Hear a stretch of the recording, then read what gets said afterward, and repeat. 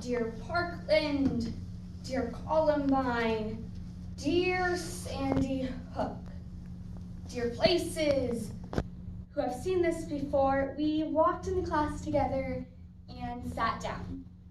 It was Valentine's Day in our sweet Parkland town. We were laughing and doing our work, me and my best friend were. But little did I know that 5 minutes later, her life was coming to an end. My father used to call me his sunshine. He would say that my smile lit up every room I was in. And then I grew up, and I grew up into this real world. If I die in a school shooting, politicize my death, fight for our safety, turn my funeral into a protest, even though it's Valentine's Day at MSD, we go through our classes as our normal schedule. But because the fire alarm has been bowled twice today, the announcement was made to evacuate. I hear a sound. Gunshots? Hashtag if I die in a school shooting. A statement that was started after the shooting in Parkland, Florida on February 14th, 2018. A school shooting that caused 17 innocent people to die. Fears that we should never have to face as parents, students, and teachers are now becoming more real than ever before. A program with pieces If I Die in a School Shooting by Haley Chase, Columbine in Fear by Amber Marie McHenry, The Rose That Blooms in the Night by Allie Mitchell, and The Voicemail by Sky Love, a poetry program. Because if I die in a school shooting, please let me be the last. As we approach the bottom of the stairs, we think it's running. As confusion tears, we made a U-turn. We headed back to the classroom as those gunshots erupted. We ran under the tables in disbelief. I have my best friends next to me. What a relief. But they moved to the desks to seek safer shelter while I stayed back, thinking the sound is just bad weather, right? You remember when we were little kids and we were taught how to play hide and go seek for the very first time? Our teacher would say, okay, everybody, we're gonna play hide and seek. And someone would close their eyes and count to 10 while we ran off and we hid and we crammed ourselves into the smallest of spaces. And we waited. If only they would have waited longer. If I die in a school shooting, politicize my death, fight for our safety, battle until students and teachers are safe. Don't let my death become just another statistic. That's funny, Alyssa. Of course, we're going to survive. I close my eyes and I crouch down and I hide and I hide and I wait and I wait and I wait for my teacher to say, everybody, I promise, this is just a drill. Everybody calm down. But before I knew it, our door was shut through and I saw his first kill. Elena! Alex, Justin! Alyssa! Please, please don't die this way. Please, please don't slip away. Just hold my hand.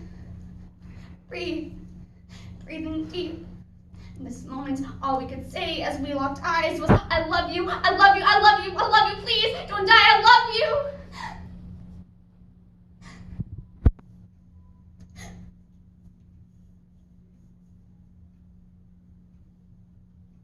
Today is the day to weep. As the school faces doom, not knowing if it's just a drill, there are no feelings, no emotions.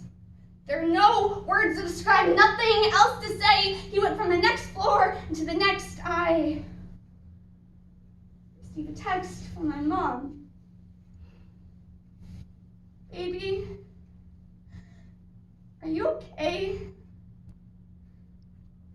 And that was the moment I knew this wasn't a normal birthday. I still remember feeling the silence the other day, that day my mom called me. You remember when we were little kids and we were taught how to play hide and go seek for the very first time? My teacher says I've gotten really good at it, but the problem is we play it every day at school now, and it doesn't feel like a game anymore.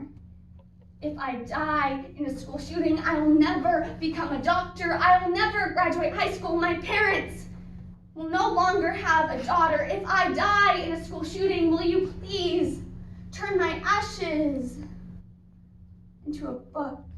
Will you please tell the story of how my life should have looked if I die in a school shooting? Will you please give my mom a hug? Tell her I love her. Please turn her hurt into change. I call out for my friends, waiting for their simple response of I'm okay. So can you tell me how? How am I supposed to go to school? How am I supposed to go to school? My friends, my parents, my teachers, my classmates can't anymore. You live in Parkland. I thought, how can this be? Can you tell me how? Can you please tell me how you got up some mornings after it was all over, telling me to fight my biggest fears, when my biggest fears have already all come true? But I realized that sometimes your thoughts aren't what you can see. All I can think about is hearing the gunshots and seeing the gunpowder. The more and more I find out died, I run home and I check the news. 17 of my friends died. I wish this never happened and he never got inside. How can you comprehend this traumatic distortion that will justify my English class on my Valentine's Day birthday? Yes, indeed, I turned 15 that day. Saying goodbye to my friends is something I never got to say. I lost too many friends thanks to Nicholas Cruz. Because despite how surreal this all seems, despite how much I want to laugh or scream or vomit or yell at how ridiculous our reality is, it's finally us. I scream out for my friends waiting for their call. I scream and I call for them. Hello. No one is available to take your call. Please leave a message.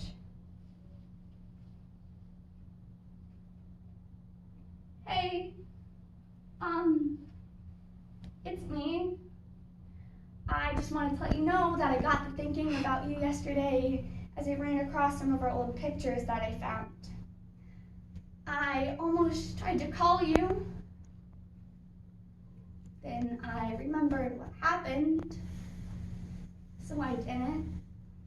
Do you ever think about what happened and wonder where we would all be if it didn't? I do, but that probably makes me seem pretty crazy, right? But I can't pretend like this just didn't happen, you know? I saw so much going for you. And after something like you and me had, after somebody's mistake, he will know that one day I found myself calling in your memory. And I never wanted that. I wanted us to have a future. So I'm just gonna say my final goodbye, let you know that I love you. Bye. Sincerely, the new names on your list. Because if I die in a school shooting, I better be the last.